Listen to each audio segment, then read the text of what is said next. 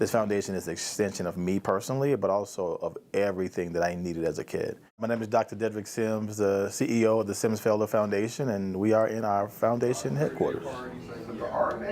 So the foundation exists to improve the life outcomes of young men and boys of color, and we do that a number of ways. We have three big pillars that we kind of operate under. One is called building capacity, the other is building awareness, and then building equity by design. Over the last 9.5 years, we've had the opportunity to impact greater than 16,000 young men across the country.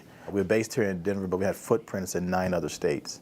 Over the last 9.5 years, of the young men who have gone through our programs, we've had a greater than 60% reduction in suspensions, a greater than 60% reduction in negative discipline incidents that have to do with violence, and a greater than 60% reduction in truancies.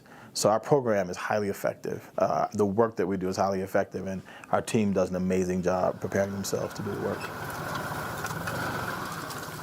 I've been through some really good times with these young men, and just giving them what I call $1-million game. You know, and what I mean by that is I'm showing them different options in life where they do not necessarily have to have the city life.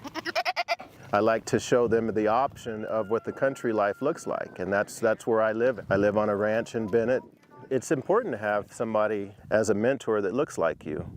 You know, because we all see the examples of people that don't look like us and have not had that lived experience that we as brown and black males have. Every Saturday we go and get to do a new thing, and so we're gonna go to the petting zoo, and he was very excited about that. Yeah, very excited, even though I'm allergic to a lot of animals. The way they teach us how to open our mind more.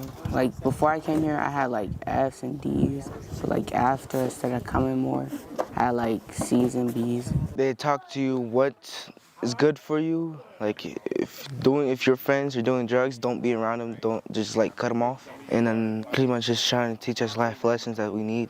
What we're doing is finding ways to give these kids a better chance, because a lot of these kids don't have the opportunities or the resources to have a chance to succeed in life.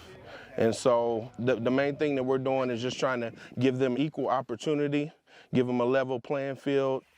When you expose them to other things, then their possibilities become greater. And it's not for the usual careers that we typically see in our community that communities of color just kind of relegated to because of systemic barriers.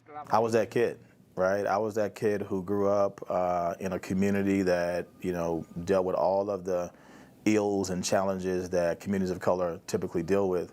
I needed a mentor. I needed an advocate, right? I needed someone to show me what being a man was all about, you know, in a very positive way. And so this foundation and the work that we do is very personal. Whenever I look at the young men that we serve, I see myself, right? I see what I was and what I could have been or what I dreamt of being at that time. And so we just want to make sure that these young men have both an advocate and a mentor to kind of help them navigate the challenges of life.